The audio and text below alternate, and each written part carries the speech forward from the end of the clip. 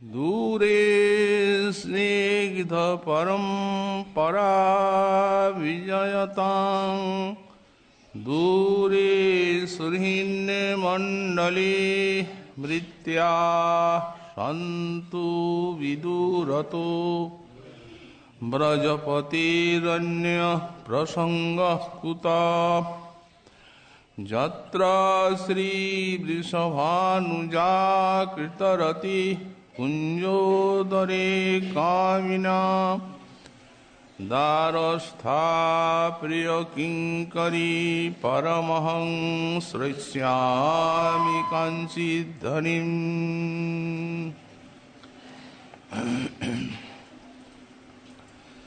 कलि पावन अवतार श्री श्री गौरांग महाप्रभु परम अंतरंग पार्षद परम पूज्यपाद श्री श्रील प्रबोधानंद सरस्वती चरण तार श्री श्री राधारस सुधानिधि ग्रंथे ৭৪ সংখ্যক শ্লোকে শ্রী শ্রী রাধারানীর শ্রীপাদ পদ্ম আশ্রিত কিঙ্করীগণের পরম সৌভাগ্য এবং মহিমার ঘোষণা করতে গিয়ে বললেন, दूरे स्निग्ध परम्परा विजयतां दूरे श्रीन्मण्डली।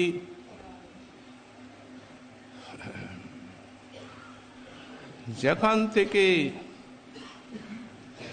স্নিগ্ধ পরম্পরা দূরে বিজয়তাং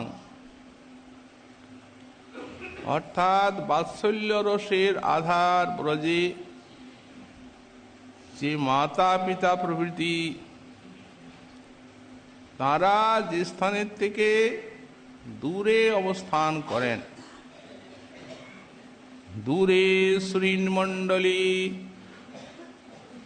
এবং শ্রীকৃষ্ণের সখ্যরসের আধার যে সখাগণ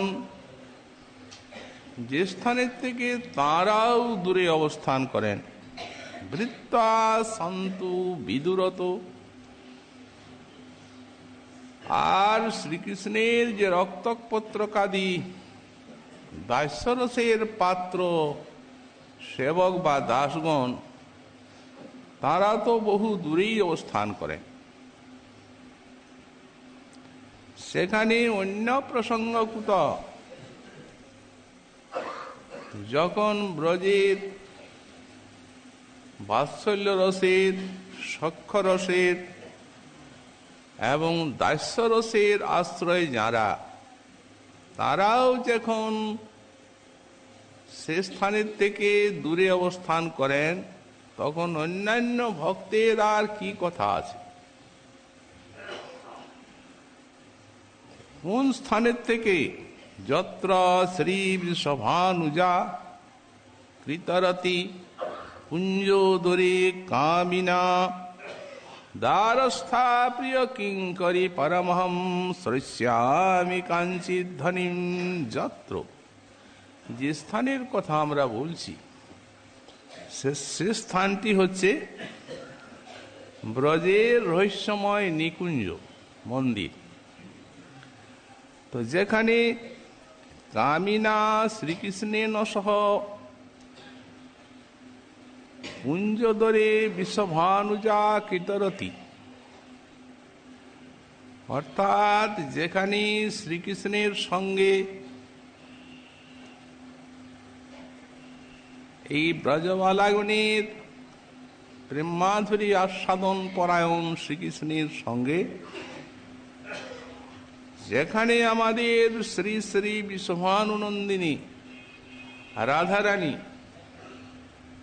তিনি মধুর রহস্যময় বিলাস করেন, বললেন আমি কিন্তু দ্বারস্থা প্রিয় কিঙ্করি পরমহম শ্রস্যামি কাঞ্চিত ধ্বনিম। আমি সেই কুঞ্জদ্বারের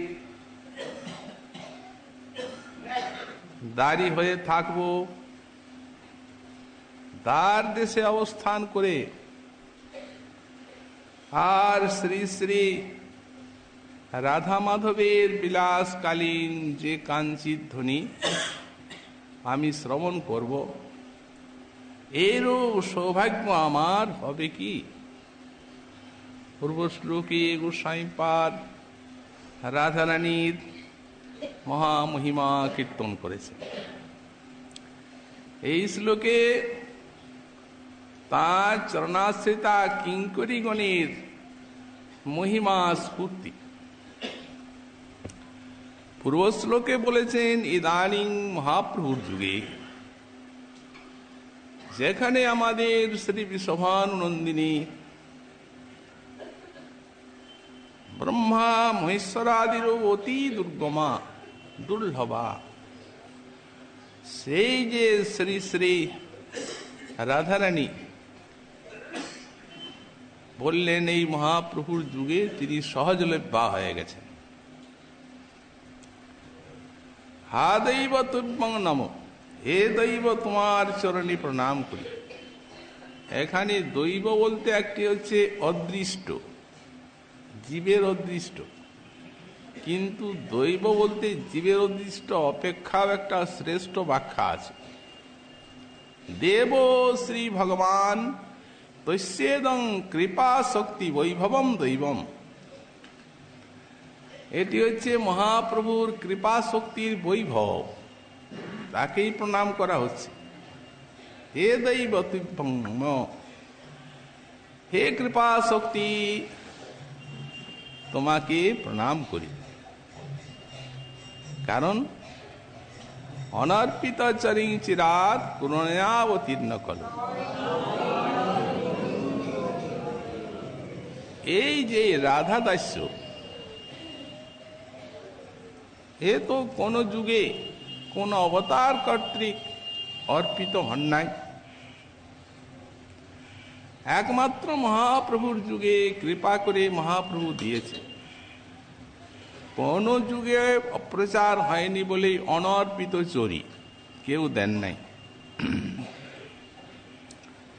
কেউ কখনো দেন নাই। সেটা মহাপ্রভু কেন দিলেন এত দুর্লভ বস্তু? একমাত্র কারণ দেখান হয়েছে করুণায়া। স্বতন্ত্র স্বয়ং ভগবান আজ এক অভিনব রসমাধুরী আস্বাদনের জন্য রাধারানীর ভাব কান্তি অঙ্গীকার করেছেন। ভাবের মধ্যে কৃপা একটি ভাব, রাধারানীর করুণার অঙ্গীকার করা হয়ে গেছে। সেই করুণায় ওই গোবিন্দের হৃদয়টিকে বিগলিত করে আর আপামরং জবিততার গৌর, আপামরে তিনি এটি ছড়িয়ে দিয়েছেন। জীবের কোনো ভাগ্য নাই, কলিজীব কলি হতেই আছে, কিন্তু করুণার উপরে তো কারো কিছু কথা বলার নাই। এই জন্যেই দৈব তস্যেদং লীলা শক্তি বৈভবম দৈবম, কৃপা শক্তি। এখন এখানে একটা কথা বললেন, গোপ্যেক ভাবাশ্রয়, যারা একমাত্র গোপী ভাবের আশ্রয় করেন সে তাদের জন্যই রাধারানী সুলভা, সবার জন্য নয়। গোপ্যেক ভাবাশ্রয়া। এখন আমরা দেখব এই গোপী ভাবের আশ্রয়টি কি প্রকার, কে গোপী, কি তার ভাব। ভাব বলতে সাধারণত আমরা যা শাস্ত্র মহাজন বাণীতে পাই তাতে ভাব অর্থে হচ্ছে মনোবৃত্তি বিশেষকে ভাব বলা হয়। তো গোপীগণের যে মনোবৃত্তি তাহলে এটি হবে গোপীর ভাব। গোপীগণের কি মনোবৃত্তি, কে গোপী? যারা শ্রীকৃষ্ণ সুখে বা সেবাতে যারা তন্ময়, তাদেরকেই গোপী বলা হয়। তাদের মনটি সর্বদা শ্রীকৃষ্ণ সুখ কামনায় তন্ময় হয়ে আছে। এই গোপিকার মতো তাই শ্রীকৃষ্ণ সুখের দরজায় আত্মসুখকে বিসর্জন দিতে এই ভগবানের চতুষ্পাদ বিভূতিতে অপর কোনো ভক্ত প্রেমিক নাই। গোপীগণ যে প্রকারে কৃষ্ণ সুখের দ্বার দেশে আত্মসুখকে বিসর্জন দিয়েছে, বিশেষত এই মধুর রসে এই জিনিসটি বড় দুর্বার। এমন কি যেখানে এদের পরেই অনুরাগ দশা, মহিষীগণ যে কক্ষা পর্যন্ত উন্নীত হয়েছেন, তাদেরও কচিত ভেদিত সম্ভোগ তৃষ্ণা। কোন সময় এদের রতি সম্ভোগ তৃষ্ণা কর্তৃক ভেদিত হয়। এই আত্মসুখ অতিশয় দুর্বার এই রসে একমাত্র এরাই পেরেছেন। কারণ এদের যে রতির সঙ্গে ওই এদের যে কৃষ্ণ মিলনের ছাপ, সেটি অগ্নি তাদাত্ম লৌহের মতো একাকার হয়ে গেছে। পৃথক করার কোনো উপায় নাই। যা রতি তাই সম্ভোগের ছাপ, যা সম্ভোগের ছাপ তাই রতি। একমাত্র গোপী। এই জন্যই এদের ভাব মহাভাব কক্ষায় আরূঢ়া। তো এখন একমাত্র এই গোপিকারই ভাবের আশ্রয় নিতে হবে। গোপিক ভাবাশ্রয়া কত কঠিন জিনিস। মহাপ্রভুর কৃপা না করলে এটা কোনোদিন এই কলি মানুষ ভাবতে পারেন? না গনি আপন দুঃখ সবে মানসি তাঁর সুখ, সেই তাঁর সুখে আমার তাৎপর্য। এই তাৎপর্য কথাটা দেখুন। মোরে যদি দিলে দুঃখ তার হইল মহাসুখ, তো সেই দুঃখ মোর সুখ বর্জ্য। কেউ বলতে পেরেছেন এই কথা? এটা গোপিকারই উক্তি। আর বিশ্বে কোন প্রেমিক এই কথা বলতে পারেন নাই। কৃষ্ণ মোর জীবন, কৃষ্ণ মোর প্রাণধন, কৃষ্ণ মোর পরাণের পরাণ। তারি হৃদয় উপরে ধরো, আমি সেবা করি সুখী করো, এই মোর সদা রহে ধ্যান। এইটি তাঁদের ধ্যান দেওয়া বস্তু, সদা রহে ধ্যান। সর্বদা তাঁদের একটা জিনিস এই ধ্যান, যে কৃষ্ণকে আমি সেবা করে সুখী করব। এটি হচ্ছে গোপিকার ভাব। তো সেই গোপিকার ভাবের যে আশ্রয়, তাকেই বলা হচ্ছে গোপ্যেক ভাবাশ্রয়া। সে আশ্রয়টা আবার কি প্রকার? গোপী ভাবের আশ্রয় নিতে হবে কি রূপে? এটা আমরা গোস্বামী গ্রন্থে দেখতে পাই যে এই যে এখানে গোপ্যেক ভাবাশ্রয়া বলতে নিত্য সিদ্ধাগণের কথা বলা হয়েছে। সাধন সিদ্ধা গোপীও সেখানে আছেন, শ্রুতিচরী, মুনিচরী, দেবীচরী ইত্যাদি। কিন্তু তা নয়, এখানে গোপ্যেক ভাবাশ্রয়া বলতে যারা নিত্য সিদ্ধা, সেই নিত্য সিদ্ধা ভাবের আশ্রয়টা কিরকম? মহাজন বললেন এই গোপীগণের ভাবটি হচ্ছে রাগাত্মিকা, সেটি রাগৈক প্রচুরা। গোপীগণের প্রেম রাগময়ী ভক্তির হয় রাগাত্মিকা নাম।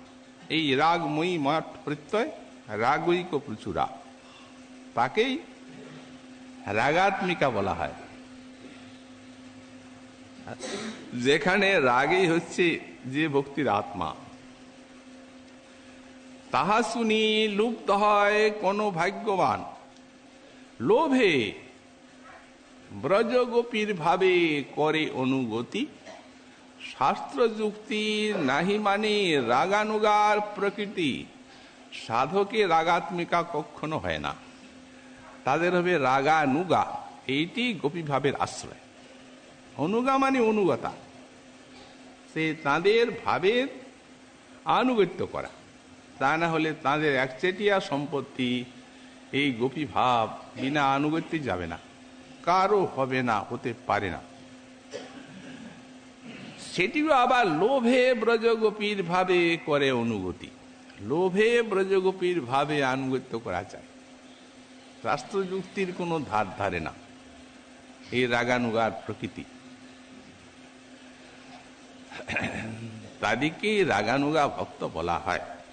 কিন্তু রাধারানী যে সহজলভ্যা হয়েছেন কার? রাগানুগা ভক্ত মাত্রেরই নয়, এটি তো নিত্য সিদ্ধা গোপীগণের আনুগত্যের কথা বলা হলো, গোপী ভাবাশ্রয়। তো সেই গোপীর ভাব আবার দুই প্রকার, দুটা শ্রেণী আছে, একটা সম্ভোগেচ্ছাময়ী আর একটা তদ্ভাবেচ্ছাত্মিকা। তো এই সম্ভোগেচ্ছাময়ীটি হচ্ছে নায়িকা ভাব, যে ভাবটি আনুগত্য করেছিলেন দণ্ডকারণ্যবাসী ঋষি বা আমাদের উপনিষদ শ্রুতিচরী যারা,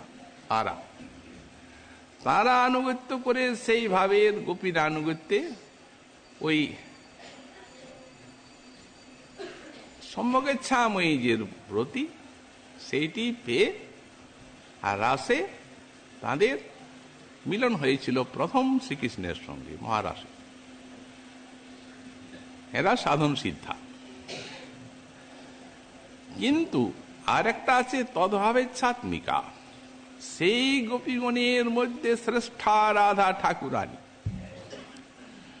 এখন এই রাধা ঠাকুরানীর সখী ভাবে যারা লুব্ধা, তারা রাধারানী ললিতা বিশাখাদি যে সব সখীগণ আছেন, যদি লোভে এই সখী ভাবে করে অনুভূতি, তাহলে তাদের পক্ষে রাধারানী সহজলভ্য হবেন। এই জন্যেই বলা আছে রাধা কৃষ্ণের লীলা এই অতি গূঢ়তর, দাস্য বাৎসল্যাদি ভাবের না হয় গোচর। সব এক সখীগণের ইহা অধিকার, সখী হইতে হয় এই লীলার বিস্তার। সখী বিনা এই লীলার পুষ্টি নাহি হয়।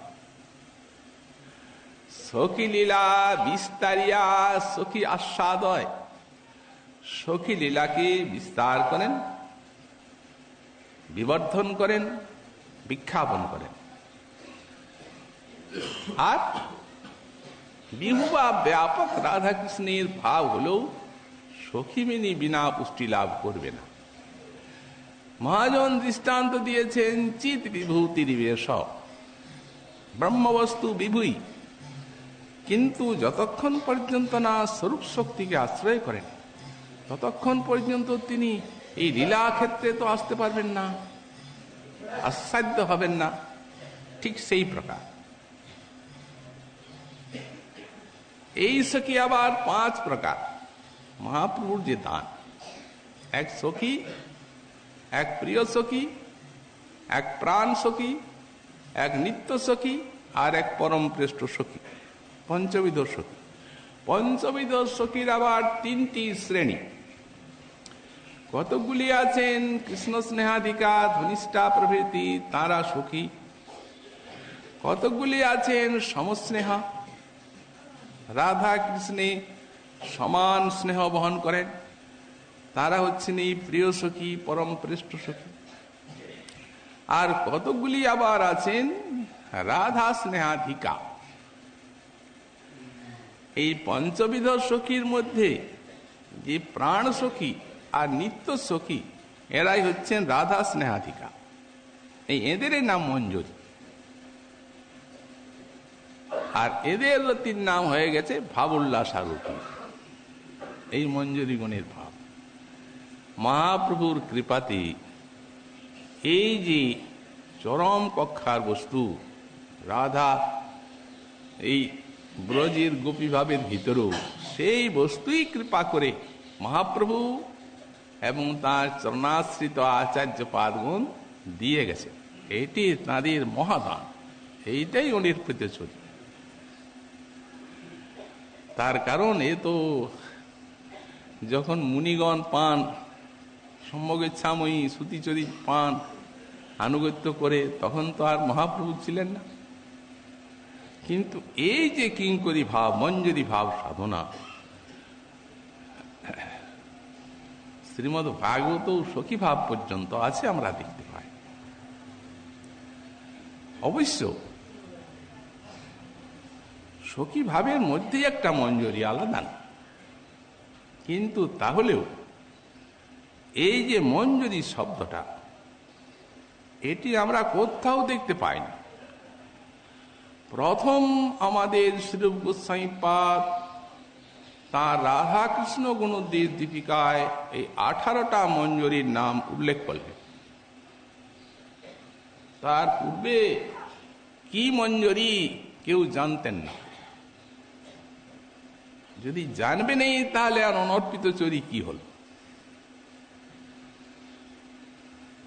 এই জন্যেই আমাদের মহাজন বলছেন, আমাদের আনুগত্য এই মঞ্জুরি ভাব নিত্য সিদ্ধা যারা, তাঁদের। শ্রীল ঠাকুর মহাশয় বললেন, সমস্নেহা অসমস্নেহা তাহে না করিও লেহা। এই গৌরীয় বৈষ্ণব, আপনারা সমস্নেহা যে আছে, প্রিয় সখী, পরম শ্রেষ্ঠ সখী, তাদেরও আনুগত্য আপনাদের নয়।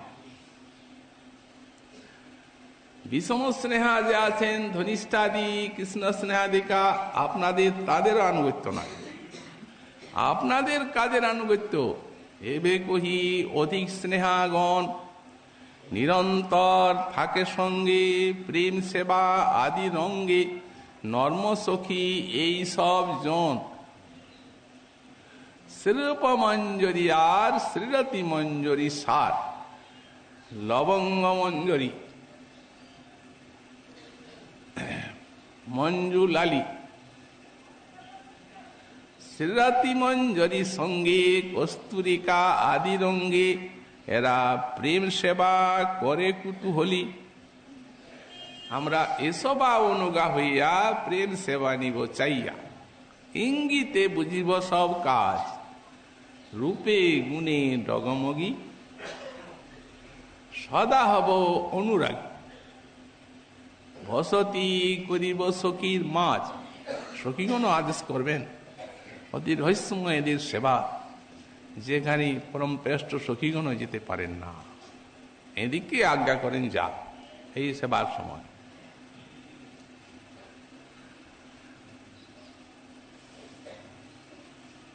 এরাই সেই রহস্যময় নিকুঞ্জ সেবার অধিকার প্রাপ্ত হন। তো সুতরাং এই হচ্ছে আমাদের পূর্ব শ্লোকের আস্বাদনী। এক্ষণে এই শ্লোকে বলতে চাচ্ছেন যে ওই যে গোপ্যেক ভাবাশ্রয়, একমাত্র গোপী ভাবের আশ্রয় ব্যতীত এই জিনিস পাবার নয়।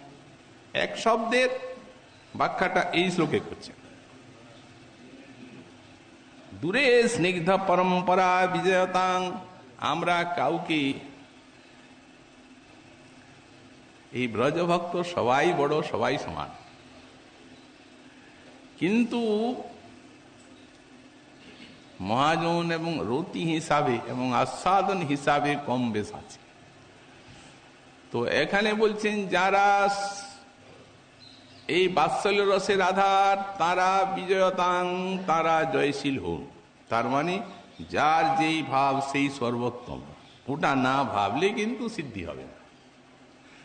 যারা বাৎসল্য রসকে আনুগত্য নিয়ে ভজন করবেন তাদেরকে ওইটাই শ্রেষ্ঠ ভাবতে হবে সবার থেকে। কিন্তু তটস্থ হইয়া বিচারিলে আছে তরকম, গুণ হিসাবে তটস্থ হয়ে বিচার করতে গেলে এই সবার চরণে সা কাষ্ঠা সা পরাগতি। তো বলছেন যে জায়গার থেকে স্নিগ্ধ পরম্পরা দূরে বিজয়তাম, এই মাতা পিতা যারা বাৎসল্য রসের আধার তারা দূরে থাকুন। সেই ব্রজের রহস্যময় নিকুঞ্জ মন্দির, এই মধুর রসের সঙ্গে বাৎসল্য রসের বিরোধ আছে। গোস্বামীপাদ বললে ওটা মধুর রসের মধ্যে কোনো গোচর নেই, তারা ওটা ভাবতেও পারেন না। তাদের নিকটে তাদের চোখে কৃষ্ণ চির বালক, শিশু। ও আবার কবে বড় হলো? বয়সন্ধি দশা পূর্বরাগের ভূমি, রাধারানীর দর্শনে গোবিন্দ বিভোর উন্মাদ। অনবরত রাধারানীকে চিন্তা করেন দিন রাত। এক রাত্রে সারা রাত রাধার চিন্তায় গোবিন্দের নিদ্রা আসে নাই। ভোরের বেলা মা জাগাচ্ছেন যশোমতী, বাৎসল্য রসের ইনি শ্রেষ্ঠ আধার, এর উপরে আর নাই। প্রত্যেক দিনই জাগান, উঠ রে বাপ নীলমণি, খাও রে নবনী, দেখো গগনে উঠিল ভানু, বেশি বেলা পর্যন্ত ছেলে ঘুমালে শরীর খারাপ করবে। মা নিত্য এই রূপ জাগরিত করেন, উঠো রে বাপ নীলমণি, খাও রে নবনী। ডাকতে ডাকতে মা গোপাল বিছানায় উঠে বসেছেন। মা দেখছেন গোপালের চক্ষুগুলি লাল, সারা রাত ঘুমায়নি, চোখ লাল হয়ে আছে, বড় বড় চোখ। এ কি গোপাল, তোর কি চোখ উঠেছে? চোখ উঠলেই চোখ লাল হয়। নিশ্চয়ই এর মায়ের প্রেমের ধারণা হচ্ছে নিশ্চয়ই কাল সখার সঙ্গে এই যমুনা নূতন জলে কিংবা মানসগঙ্গায় খুব জলে খেলেছে, তাই তো চোখ উঠল। খুব জলে খেলেছিস বুঝি, এই তো চোখ উঠল। দাঁড়া, মা জানেন চোখ উঠলে ওই হলুদ রঙের ভিজে কাপড় দিয়ে চোখ মুছতে হয়, একটু উপশম হয়, আরাম লাগে। ঘরে গেলেন, একটা হলুদ রঙের বস্ত্রখণ্ড আনলেন, এইটায় চোখ মুছবি নে, জল পড়ছে। ওনার রাধার ভাবে জল পড়ছে, চোখ উঠা নয়। যেমনি হলুদ রঙের সেই বস্ত্রখণ্ড দেখেছেন, তেমনি সেই সোনার বরণী রাধা পড়িল রে মনে। ওটা উদ্দীপন হলো। মায়ের সামনেই ঝরঝর করে কয়েক ফোঁটা জল পড়ল। মায়ের চিন্তা তো বেড়ে গেল, কি হলো? কাউকে তো জিজ্ঞাসা করবেন। ঠিক সেই সময়ে কুন্দলতা জিজ্ঞাসা করতে যাচ্ছেন, কুন্দলতার সঙ্গে দেখা। কুন্দলতা শ্রীকৃষ্ণের ভাতৃ জায়া। মা কুন্দলতা, কি মা? আমার গোপালের চোখ উঠেছে, চোখগুলা লাল হয়ে আছে, জল পড়ছে। তো হে মা, যদি এই পিত রঙের বসনে চোখ মুছা যায় তো একটু আরাম হয় না? বলে হ্যাঁ মা, তা তো হয়। তো আমার গোপালের রোগটা বাড়লো কেন তাহলে? কুন্দলতা হাসছেন, বলছেন মা, হলুদ রঙের কাপড়ে আর হবে না, এরপরে ওর বিয়ের ব্যবস্থা করে দাও। যেমনি কুন্দলতা বলেছে, ও বড় হয়ে গেছে, ওর চোখের চাউনিটা ভালো নয়। মা হু হু করে হাসছেন, কি বলে কুন্দলতা, আমার ছেলে এখনো আমার স্তন্য পান করে, এই তো সবে 6 ঘর পার হয়ে 7 পা দিল, ও এখন বিয়ের কি বুঝে? ও কুন্দলতা কিচ্ছু জানেন, বোঝেন, ওটা উনি বরদাস্ত করতে রাজি না। ওনার চোখে চির শিশু, চির বালকী। বিষয়টি হচ্ছে কি, প্রেম অনুসারে, ভাব অনুসারে এই পরতত্ত্ব রহস্যরূপ বস্তুকে আস্বাদন করা যায়। প্রেম না হলে হবে না, ভাব না হলে। এই জন্যেই সুকমুনি বললেন, মল্লানাং অসনি নৃণাং নরবর স্ত্রীণাং সমরু মূর্তিমান গোপানাং সজনু শতাং ক্ষিতিভুজাং শাস্তা সা পিতৃ শিশু।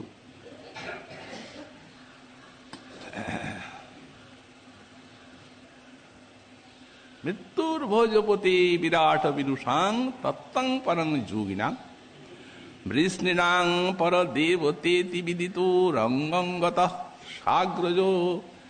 যখন কৃষ্ণ বলদেব সঙ্গে সেই কংসের, মথুরায় যে কংসের রঙ্গালয়ে প্রবিষ্ট হচ্ছেন, তখন একেবারে বিশাল জনসভা।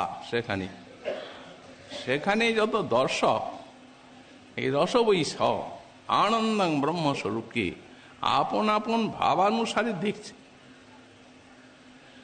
মল্লানাং অসনি, চানুর মুষ্টিক তারা যুদ্ধ করবে, মল্ল তারা দেখছে যে একটা বজ্র আসছে। মল্লানাং অসনি, যেখানে প্রেমিকের নেত্রে কুসুম কোমল, সেখানে ওদের চোখে হচ্ছে বজ্রের মতো। নিনাং নরবর, যারা নিনাং অর্থাৎ মনুষ্য সমাজ, তারা সব দেখছে শ্রেষ্ঠ মানব এমন আর জগতে কেউ জন্মায়নি। স্ত্রীরাং স্মরু মূর্তিমান, স্ত্রীগণ কি দেখছেন? তারা দেখছেন মূর্তিমান কন্দর্প আসছে, মদনীর মতো সুন্দর। গোপানাং সজনু, যারা গোপ গেছেন এখানে থেকে, তারা দেখছেন আমাদের স্বজন নিজজন আসছে।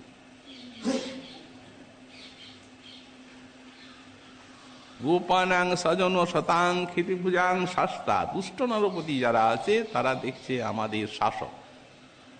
সপিতৃ শিশু, বসুদেব দেবকী, নন্দ মহারাজ আছেন, বা আরো যারা এই বাৎসল্যের রসের আধার আছেন, সব দেখছেন বালক এলো, একটা বালক শিশু। মৃত্যুর ভোজপতি, সেইখানে যে কংস আছেন, কংস দেখছেন সাক্ষাৎ আমার মরণ, দেহ ধারণ করে এলো, আর আমার রক্ষা নাই, এই শেষ। বিরাট অবিদুষাং, আর অবিদুষাং অজ্ঞান মানব যারা, তারা দেখছে যেমন এই মানুষ তেমনি। তত্ত্বং পরং যোগিনাং, যোগীগণ দেখছেন পরতত্ত্ব স্বরূপ। বৃষ্ণিগণ দেখছেন আমাদের পরম দেবতা। এইরূপ আপন আপন ভাবে দেখছেন। এইখানে শ্রীধর স্বামী পাঠ্য ভূমিকায় লিখছেন, শৃঙ্গারাদি সর্বরস কদম্ব মূর্তির ভগবান তত্তৎ অভিপ্রায়ানুসারেণ বহু নতু সাকুল্যেন সর্বেশাং। ওই যে অনেকে অনেক প্রকার দেখছেন, সেটি হচ্ছে সর্বরস কদম্ব মূর্তি। কিন্তু সর্বরস কদম্ব মূর্তি যেটা, সেটা কেউ দেখতে পান নাই, কারণ সর্বরসের আধার তো কেউ না। সৌরসের আধারও অসম্ভবপর নয়, একটা রসের আধার হবে। তবে আপন আপন সর্বরস কদম্ব মূর্তি না হলে বিভিন্ন দ্রষ্টার নয়নে বিভিন্ন রূপে তিনি দেখা যাবেন কেন? সর্বরস কদম্ব মূর্তির ভগবান তৎ অভিপ্রায় অনুসারেণ বহু, যেমন অভিপ্রায় হৃদয়ের যে ভাবানুসারে ভগবানকে দর্শন করছেন তারা।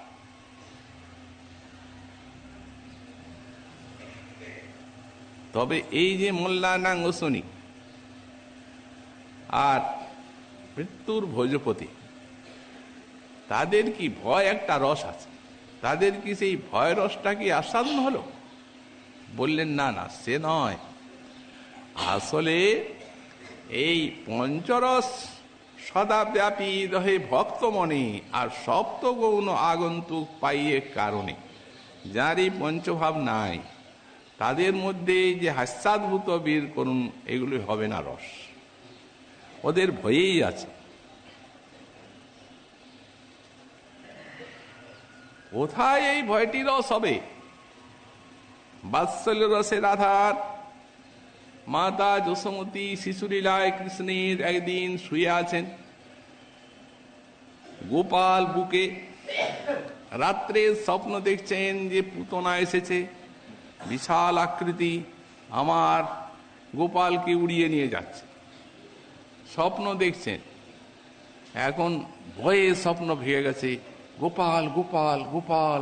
এমনি দেখছেন গোপাল আছে, হাত দিচ্ছেন বিছানায়। ও, এটা স্বপ্ন, সত্য না। এইখানে ভয়ের ওষুধ, এইখানে ভয়টা রস হয়ে গেল। ওই যে বাৎসল্য রস, সেই বাৎসল্য রসটাকে পুষ্ট করলো ওতে। এই জন্য এইসব জায়গায় হবে, যাদের মধ্যে ওই স্থায়ী ভাব নাই তাদের মধ্যে এগুলি আস্বাদন গৌণরস কখনো হয় না। তো সুতরাং আপন আপন ভাবানুসারে আস্বাদন আছে। তাই মায়ের নিকটে, পিতার নিকটে চির শিশু বালকেই আছেন। যতই বড় কৃষ্ণ হন, এরা ওটি বরদাস্ত করবেন না তাছাড়া। তাই এই মধুর রসে এবং বাৎসল্য রসে বিরোধ আছে বলে দূরে স্নিগ্ধ পরম্পরা, যে মধুর রসের নিকুঞ্জ মন্দির, সেখানের থেকে এরা দূরে, এটা জানেনই না, স্বপ্ন ভাবতে পারে। দূরে শ্রীমণ্ডলী এবং সখাগঞ্জে আছেন, তারাও যে স্থানের থেকে দূরে। এই সখা আবার আছেন চার প্রকার। এক সখা, প্রিয় সখা, তারপরে সুহৃদ, প্রিয় নর্ম সখা। তো এই যে সুহৃদ যারা আছেন, সেই সুহৃদ কৃষ্ণের থেকে একটু বেশি বয়স। যেমন বলভদ্র আছেন, মণ্ডলী ভদ্র আছেন, এরা আছেন, বিজয় আছেন। এরা সব সময় অস্ত্র শস্ত্র নিয়ে আর গোষ্ঠে শ্রীকৃষ্ণকে পাহারা দেন, দেখাশোনা করেন। আর বিদায়ের প্রাককালে মাতা যশোমতী তিনি এদের হাতেই শ্রীকৃষ্ণকে অর্পণ করেন। মানে তার নিকটে তো শিশু, এরাই দেখাশোনা করবে। এরা সখ্যের সঙ্গে একটু বাৎসল্য মিশ্রিত আছে, বাৎসল্য গন্ধি বলা হয়েছে, সখ্যটিকে বলা হয়েছে বাৎসল্য গন্ধি। তারপরে সখা যারা আছেন, তারা একটু কৃষ্ণের থেকে বয়সটা কম। আজ যারা প্রিয় সখা আছেন, তাদের সমান সমান কৃষ্ণের সঙ্গে। মরন্দ, কুসুমাপীড়, এইগুলো হচ্ছে সখা। আর প্রিয় সখা হচ্ছেন সমান সমান বয়স। শ্রীদাম, সুদাম, বসুদাম, কিঙ্কিনী, এরা হচ্ছেন প্রিয় সখা। আর প্রিয় নর্ম সখা যে, এরা সুবল, মধুমঙ্গল, উজ্জ্বল, অর্জুন, এরা হচ্ছেন প্রিয় নর্ম সখা। তো এই যে সখা আর প্রিয় সখা আর সুহৃদ সখা, এগুলা এই মধুর রসের কিছু জানেন না, সে যোগ্যতা এদের মধ্যে নাই। একমাত্র প্রিয় নর্ম সখাগণ, সুবল, মধুমঙ্গল, অর্জুন কিছু জানেন। কিন্তু গোস্বামীপাদ বললেন সখী ভাবাশ্রিত, এরা, এদের ভিতরে সখী ভাব আছে। এই জন্য সখী ভাব আছে বলে পুরুষ ভাবটি আবৃত হয়ে আছে, ঢাকা পড়ে আছে সেখানে। তবে এরা ওইটুকু জানেন, জানেন যে রাধা, চন্দ্রাবলী ইত্যাদি শ্যামলা, এদের সঙ্গে শ্রীকৃষ্ণের প্রণয় আছে। এদের মধ্যে শ্রেষ্ঠ হচ্ছেন সুবল। আমাদের গোস্বামীপাদ একটা শ্লোক লিখেছেন, রাধা মাধব যখন নিকুঞ্জ বিলাস শয্যায় কুঞ্জের মধ্যে, তখন সুবল তাদের বাতাস করে। এখানে আমাদের চক্রবর্তী পাদ সিদ্ধান্ত করছেন সম্মুখে নয়, টানা পাখা বাইরে থেকে, ওইখানে সখী মঞ্জরি ছাড়া কেউ যান না, ওটা একমাত্র সখী মঞ্জরি গণেরই। তো সুতরাং এদের যে সখ্য সে নিরূপম। এমনকি বলা হয়েছে, গোস্বামীপাদ বললেন প্রকৃত্যা মধুরামি, এরা বাস্তবিক পক্ষে স্বভাব মধুর সকলে। একটা দৃষ্টান্ত দিয়েছেন, বনে যাচ্ছেন, কোন সখা শ্রীকৃষ্ণ তাকে মন্ত্রীর মতো কথা বলছেন, কোন সখা বা শ্রীকৃষ্ণের সঙ্গে বিতণ্ডা করছেন, তো বিতণ্ডাই করছেন। আবার কোন সখা শ্রীকৃষ্ণকে ধীর মধুর বাক্যে ওই বিতণ্ডার সমাধান করছেন, তাকে আনন্দ দিচ্ছেন, সেবা করছেন। কোন সখা ওই সব সময় ওই যুদ্ধ প্রকাশ করছে, তার সঙ্গে লড়াই করবে। তারপরে কোন কোন সখা নিরবধি সঙ্গে থেকে আর প্রাণের তুল্য তাকে ভালোবাসছেন। এই প্রকার বিবিধ প্রকারের প্রকৃতি আছে সখাগণের। কিন্তু এইখান পর্যন্ত একমাত্র প্রিয় নর্ম সখা, আর জানেনি না, কেউ জানেন না। তো বলছেন এই সখাগুলির কথা গেল, শেষে ভৃত্তা সন্তু বিদুরত, আর রক্তপত্র কাজ যে দাস্য রসের পাত্র আছেন তারা বিদুরত, তারা দূরে, আরো দূরে। কত দূরে বললেন, এদের দাস্য রসের, তো দাস্য রসের ওই জিনিসটা গ্রহণের কোনো ব্যাপার নেই, যোগ্যতা নাই। এদের দাস্য রসটিকে অবশ্য একটা ব্রজের ভাব, তো একটা উঁচুতে স্থান দেওয়া হয়েছে। গোস্বামীপাদ প্রীতি সন্দর্ভে যখন দাস্যরসের ব্যাখ্যা করছেন, তখন লিখেছেন যে এই যে পুরে দাস আছেন, যেমন অক্রূর, উদ্ধব, এরা পুরের ইত্যাদি। তারপরে এখানে যে দাস আছেন, দাসগণ, তাদের রক্তপত্রক ইত্যাদি। তো এখন পুরের দাস সম্বন্ধে গোস্বামীপাদ বললেন, অক্রূর যে আছেন উনার ঐশ্বর্য প্রধান দাস্য। উদ্ধব মহাশয় যে আছেন এর ঐশ্বর্য থাকলেও মাধুর্য প্রধান উদ্ধবের একা, পুরের। আর ব্রজের দাসগণ বললেন, ব্রজের দাসগণ মাধুর্যময়, এই মাঠ প্রত্যয়টা দিলেন, ব্রজে দাসগণ মাধুর্যময়। ময়, মাধুর্যময় কেন বললেন? তাহলে কি এদের ঐশ্বর্য ভাবে সম্ভ্রম সংকোচ থাকে?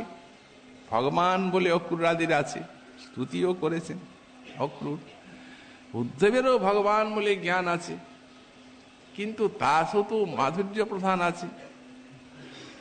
ওই দাস হবে সেই রূপ তাঁর সেবা আছে। কিন্তু এদের সম্ভ্রম গৌরব বলতে কতটুকু আছে? এইটাই আছে এদের সম্ভ্রম গৌরব, যে উনি রাজকুমার, এর বেশি কিছু না। তিনি রাজকুমার, অতএব সর্বদা আমাদের সেব্য, এই যতটুকু সম্ভ্রম, তাছাড়া আর কিচ্ছু নেই। সখাগণের যেমন আছে, তুমি কোন বড় লোক, তুমি আমি সম, এই কাঁধে চড়ে কাঁধে চড়ায় করে ক্রীড়ারণ, এইটা এরা পারবেন না। এরা সরস মধুর সেবা করবে।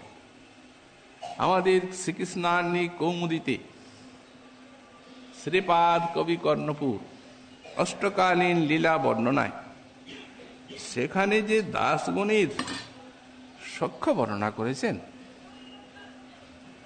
মানে দাসগণের সেবার পরিপাটি বর্ণনা করেছেন, সে অতি অপূর্ব, মানে প্রাণ ঢালা।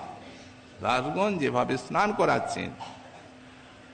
করাচ্ছেন, তারপরে যে অলংকার আদি পরাচ্ছেন, একবারে মূর্তিমান করে দিয়েছেন সেবাটি।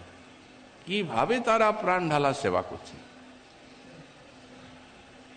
কিন্তু আমরা বৃহৎ ভাগবতামৃতে দেখতে পাই যে একদিন কৃষ্ণ গোচারণ করে এলেন, তখন সেইখানে কতগুলি গোপী আছে। তো গোপীগণ মা যশোমতীকে বলছেন, মা আজ আমরা ওকে একটু স্নান করাই না, তুমি যদি আজ্ঞা দাও। মা বলছেন, হ্যাঁ করা, কিন্তু তাড়াতাড়ি, মানে আমার গোপাল এখন অত্যন্ত ক্ষুধার্ত। বললেন এখনই করিয়ে দিচ্ছি, আপনার চিন্তা নেই, আপনি যান, আপনি ওই দিয়ে খাবার টাবার ঠিক করুন আপনার গোপাল। তো মোরা স্নান করাচ্ছেন, এই অঙ্গ স্পর্শ করছেন, কৃষ্ণেরও ইচ্ছা একটু বেশি করে সময় যেমন লাগে। স্নান করে যখন পোশাক পরাচ্ছেন, আর ঠিক হয়নি, খুলে ফেলছেন, আবার সেটি পরাচ্ছেন। যখন শৃঙ্গার করছেন, এমনি আয়নাতে দেখছেন মণিদর্পণে, এটা ঠিক হয় না, হয়েছে ঠিকই, মুছে দিচ্ছেন, আর একবার করছেন। পরস্পরই এই প্রকারে একটা আসক্তি আছে সেখানে। মা মনে করছেন কি সর্বনাশ, এত দেরি হচ্ছে কেন, ছুটে আছেন, এই বালিকারা, আর এত দেরি কেন হচ্ছে, শীঘ্র শীঘ্র, এই যে মা হয়ে এল, এই যে মা হয়ে এল, মা আবার এখনই যেন পাঠিয়ে দে। তারপরে ওরা ওই চোখ ঠেলে ওনাকে তিরস্কার করছেন, এমন করছো কেন, তখন মা ধমক দিচ্ছে। মা ওইটুকু কথা বলে চলে যান, কিন্তু রক্তপত্র যে দাসগণ আছেন তারা দূরে দেখেই পালিয়ে যায়, এখানে তারা আসবেন না। এই জন্য বিদুরত দাসগণ আরো দূরে এই ভাবের থেকে। অন্য প্রসঙ্গ কুত, এখানে অন্য প্রসঙ্গ বলতে অন্যান্য ভক্তের কথা বলা হয়েছে। তার কারণ ভক্ত ছাড়া, প্রেমিক ছাড়া আর অন্যত্ব এইরূপ শ্রীকৃষ্ণের সেবাও নেই। সুতরাং অন্যান্য ভক্তগণ তাদের আর কোনো কথাই নেই। এই যে অনুরাগময় মাধুর্যময় ব্রজরসের সেবা, এই সেবকগণই যেখানে থেকে দূরে, সেখানে আর অন্যের কথা কি আছে। তো সেটা কোন স্থান? যত্র শ্রী বিশ্বভানুজা কৃতরতি কুঞ্জোদরে কামিনা দ্বারস্থা প্রিয় কিঙ্করি পরমহম শ্রৈষ্যামি কাঞ্চিত ধ্বনিম। সেই ব্রজের রহস্যময় নিকুঞ্জ মন্দির, তো সেখানে কুঞ্জের ভিতরে শ্রী শ্রী রাধা মাধবের মধুর লীলা, সেই রহস্যময় লীলায় তার দর্শনে আস্বাদনে একমাত্র কিঙ্করী গণেই অধিকারিণী, আর কেউ নেই। সখীগণ দূরে, সেখানে রহস্যময় লীলাকুঞ্জে যেন কেউ আসতে না পারেন, এই জন্য দ্বার দেশে কিঙ্করী রূপে পাহারা দিচ্ছেন, কিঙ্করী পাহারা দিচ্ছেন। দ্বারস্থা প্রিয় কিঙ্করী পরমহম, আমি রাধারানীর প্রিয় কিঙ্করী। অতএব রহস্যময় বিলাস, এই জন্য রাধারানী বিশ্বাস করে এই প্রিয় কিঙ্করীকে এই দ্বারস্থা, দ্বার প্রহরায় নিযুক্ত করেছেন, এইখানে থাক।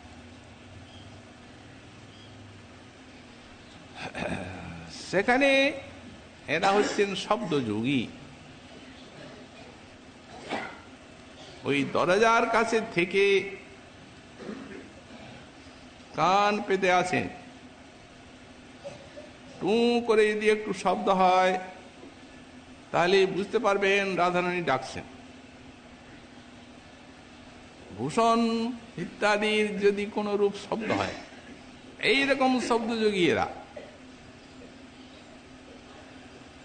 তো সুতরাং ইনি সেই যে শব্দযোগী ওই কাঞ্চির ধ্বনি শ্রী শ্রী রাধা শ্যাম সুন্দরীর এই কাঞ্চির ধ্বনি শ্রবণ করছে।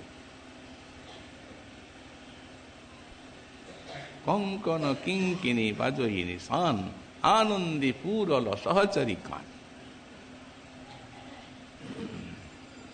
কঙ্কন কিঙ্কিনী নূপুর শান, কঙ্কন কিঙ্কিন নূপুরের ধ্বনি, তাতে আনন্দী পুরল সহচরী কান। এখানে সহচরী বলতেই প্রিয় কিঙ্করী। এই যে এই প্রিয় কিঙ্করী ভাব, এই সৌভাগ্য একমাত্র শ্রীমন মহাপ্রভু করুণা করে আর তাঁর চরণাশ্রিত বৈষ্ণবগণকে দান করেছেন। সা কাষ্ঠা সা পরাগতি, একটা জীব শক্তি ভক্তি সাধনার দ্বারা যত উন্নততম কক্ষায় আরোহণ করতে পারেন, এইটাই তার শেষ পর্যায়, শেষ কোঠা। এই রাধা কিঙ্করী রূপে এই বৃন্দাবন নিকুঞ্জ মন্দিরে শ্রী শ্রী যুগলীর সেবা সৌভাগ্য লাভ। বাজছে কিঙ্করী বুঝলেন যে এরপর সেবার জন্য ডাকছেন, তখন প্রবিষ্ট হলেন কুঞ্জে। জলদান, তাম্বুল দান, বিজন, পাদ সম্বাহন ইত্যাদি সেবা। রতিরসে, এই রতিরসে ডুবে নাগরী তারা সেইখানে বিরাজ করছেন প্রবিষ্ট হয়ে, আর বিভিন্ন সমস্ত সেবা রসমাধুরী আস্বাদন করেন এই কিঙ্করীগণ। এটা এদেরই একচেটিয়া সম্পত্তি। এই সময়ে সখীগণও আসতে পারেন না। এই জন্যই গোস্বামী পাদ লিখেছেন, শ্রী রঘুনাথ দাস গোস্বামী পাদ, তাম্বুলার্পণ পাদমর্দন পয়োদানা বিসারাদিভি বৃন্দারণ্য মহেশ্বরী প্রিয়তয়া যাস্তু সয়ন্তি প্রিয়াঃ প্রাণপ্রেষ্ঠ সখীকুলাদপি কিলা সংকুচিতা ভূমিকা রূপমঞ্জরি মুখাস্তা দাসিকা সংশ্রয়ে। ওই আমাদের আশ্রয়, তারাই আমাদের এই মঞ্জরি ভাবের, তাঁদেরই আনুগত্য। তাম্বুল অর্পণ, পাদমর্দন, জলদান ইত্যাদি যে রহস্যময় নিকুঞ্জ মন্দিরের সেবা, এটা ওই পরমপ্রেষ্ঠ সখী যে ললিতা বিশাখাদি, এটি তাঁদেরও নয়, তাঁরা অপেক্ষা বেড়া শ্রেষ্ঠা। সেই জন্য রূপমঞ্জরি মুখাস্তা দাসিকা সংশ্রয়ে, ওই গোপ্যক ভাবাশ্রয়া রূপমঞ্জরি, রতিমঞ্জরি, বিলাস মঞ্জরি, কস্তুরী মঞ্জরি, মঞ্জুলালী মঞ্জরি তাঁদের আনুগত্য। এসবা অনুগা হইয়া প্রেম সেবা নিব চাইয়া, ইঙ্গিতে বুঝিব সব কাজ রূপে গুণে ডগমগী সদা হব অনুরাগী বসতি করিব সখীর মাঝ। বৃন্দাবনে দুইজন চতুর্দিকে সখীগণ সময় বুঝিয়া রস সুখে সখীর ইঙ্গিত হবে। চামর ঢুলাব কবে তাম্বুল যোগাব চাঁদ মুখে, যুগল চরণ সেবী নিরন্তর তাহা ভাবি। ভাবনায় সেবা সাধকস্থলে, যুগল চরণ সেবী নিরন্তর তাহা ভাবি অনুরাগী রহিব সদায়। যদি নিজে শ্রীগুরু প্রদত্ত সিদ্ধ স্বরূপের অভিমান এলো, তাহলে আর অনুরাগ দূরে থাকবে না। সাধনে ভাবিব যাহা সিদ্ধ দেহে পাব তাহা, রাগ পথের এই সে উপায়। সাধনে যে ধন চাই সিদ্ধ দেহে তাহা পাই, পক্কা পক্কর মাত্র সে বিচার। অপক্কে সাধন রীতি পাকিলে সে প্রেম ভক্তি, ভকতি লক্ষণ তত্ত্ব সার। হাজার শ্রীমদ্ ভাগবত শুনুন, গৌড়ীয় বৈষ্ণব যত শাস্ত্র শুনুন, যেখানে যান যত সিদ্ধান্ত, খালি একটা জিনিসকে পুষ্ট করছে সব আমাদের। এই জন্যই সার বার্তা বলেছেন ঠাকুর মহাশয়, ভকতি লক্ষণ তত্ত্ব সার। সারাৎসার কথা এটা। এই প্রিয় কিঙ্করি পরমহম সস্যামি কাঞ্চিত ধনিম। তারপরেই আমাদের গোসাই পাদের স্ফূর্তির বিরাম হয়। এখন অপূর্ব মাধুর্য সাধন করেছেন লীলাক্ষেত্রী শ্রী শ্রী রাধা মাধবীর। তাই পরবর্তী শ্লোকে সাধক দশায় রাধার কয়েকটি বিশেষ মাধুর্যের রসগার করছেন। আগামীকাল আবার আমরা সেই বিষয় সাধন করব। আজকে আমাদের রাধার সুধানিধির কথার এখানেই বিশ্রাম।